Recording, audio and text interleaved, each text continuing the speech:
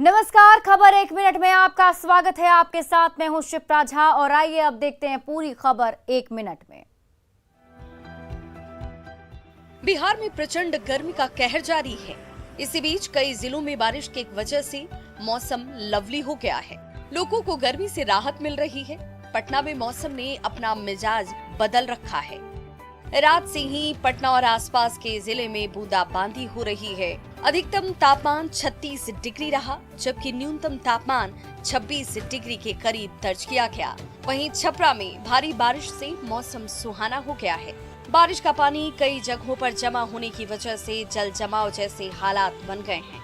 मुजफ्फरपुर में सुबह तेज बारिश हुई। भारी बारिश से लोगों को गर्मी से राहत तो मिली है। गोपालगंज में मौसम का मिजाज बदला हुआ नजर आया।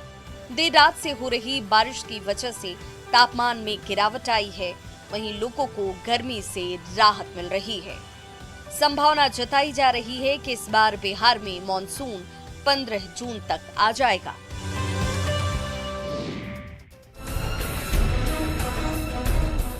दानापुर के किसान कॉलोनी मोड़ के पास एक मोटरसाइकिल रोड पार करने के चक्कर में 15 फीट गहरे गड्ढे में जा गिरी। हादसे में मोटरसाइकिल पर सवार युवक गंभीर रूप से घायल हो गया।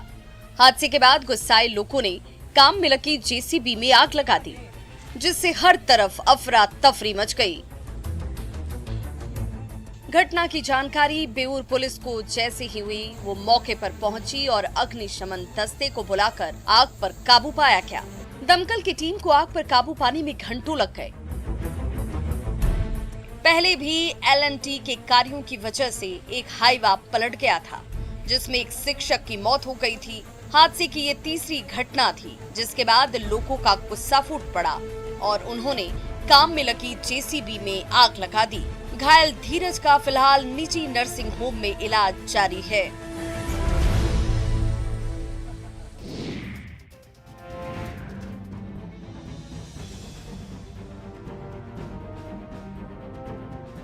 जमशेदपुर में उलीडी थाना के हिलव्यू कॉलोनी से सटे एक टायर गोदाम में देर रात आग लग गई।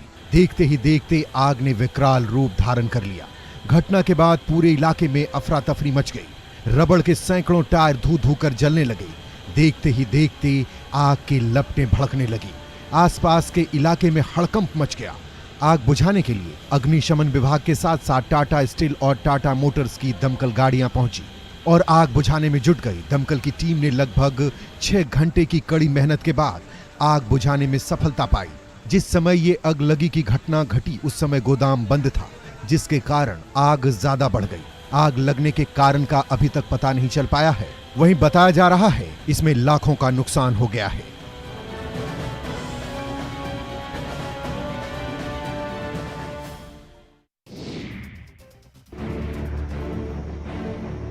दुमका जिला के गोपीकांदर प्रखंड के अमलादही गांव के बंडिया टोला में पेयजल संकट से लोग त्रस्त हैं। लोग करीब 1.5 किलोमीटर दूर के जर्जर कुएं से पानी लाने को मजबूर है। कभी कभी जब कुआं का पानी सूख जाता है तो तिरुपतिया नदी से पानी लाना पड़ता है। देखिए इस हैंडपंप को, जो काफी समय से सूख गया है। एक कुएं से पानी लेने के लिए पूरा गांव जमा है। लोग कई किलोमीटर दूर चलकर पानी लेने को मजबूर हैं। ग्रामीणों का कहना है कि 7 साल पहले लगाया गया चापाकल बरसात के 1-2 महीने में ही थोड़ा थोड़ा पानी देता है। दूसरा चापाकल 5 साल पहले लगाया गया था, पर ये भी अब सूख चुका है। कई ग्रामीणों का कहना है कि जनप्रतिनिधियों और अधिकारियों से कई बार शिकायत की गई, पर अब तक इसका समाधान नहीं हो सका। नाराज ग्रामीण पेयजल उपलब्ध कराने की मांग कर रहे हैं और पानी की आस में स्थानीय लोग प्रशासन से मदद की गुहार लगा रहे हैं।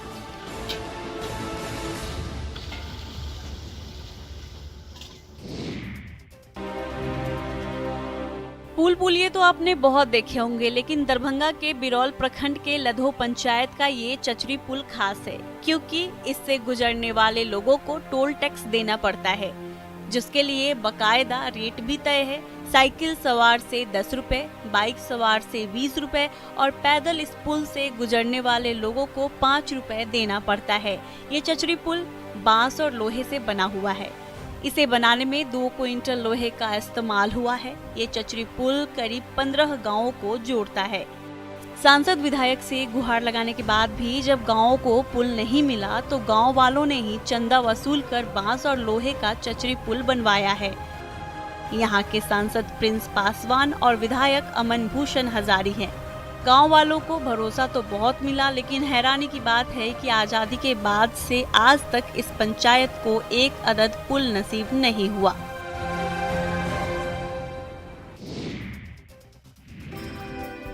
जरा भी साथ के तो और बात है, चलने को एक पांव पर भी चल रहे हैं लोग, पर दूसरा भी साथ दे तो और बात। औरंगाबाद में कवि सम्मेलन का आयोजन किया गया, जिसमें साहित्य के चहेतों का हुजूम उमड़ पड़ा।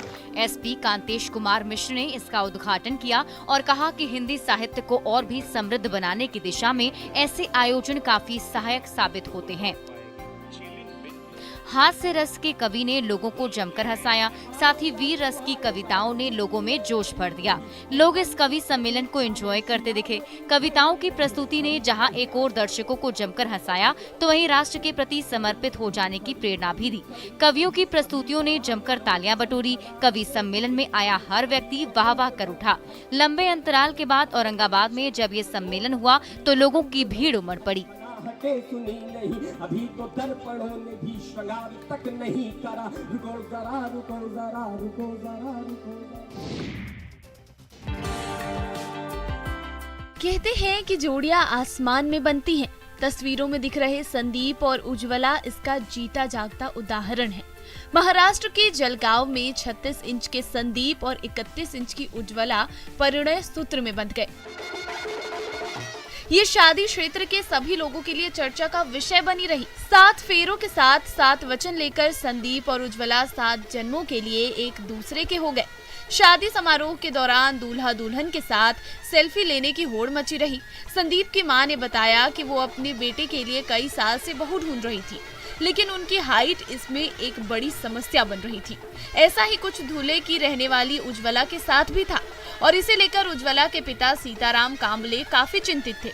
लेकिन अंततः उनके परिवार की खोज संदीप पर आकर खत्म हुई और दोनों परिणय सूत्र में बंध गए। लोगों ने भी इस नव दंपति को अपना आशीर्वाद दिया।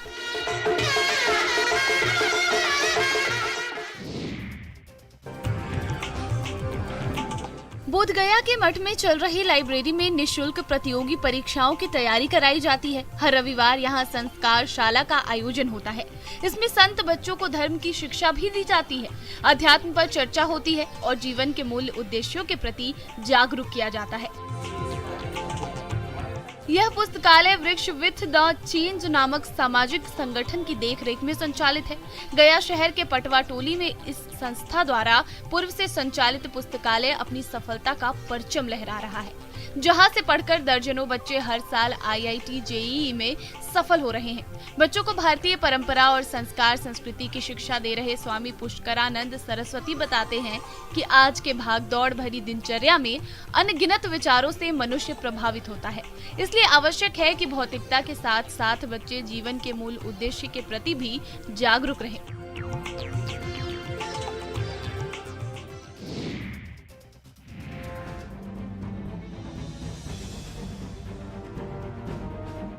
नवादा में सड़क निर्माण कंपनी की लापरवाही और अनदेखी का खामियाजा आम लोगों को भुगतना पड़ रहा है। कंपनी ने जहां तहां गड्ढा और जमीन खोदकर यूं ही छोड़ दी है, जहां आए दिन सड़कों पर वाहनों का फंसना आम बात हो गई है।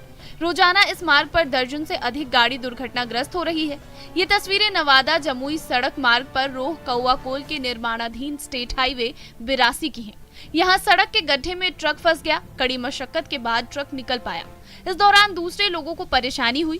सड़क की खुदाई के बाद उस पर ठोस मटेरियल नहीं डाला गया है, जिसके कारण सुबह से शाम तक कई बार गाड़ियां फंस जाती हैं।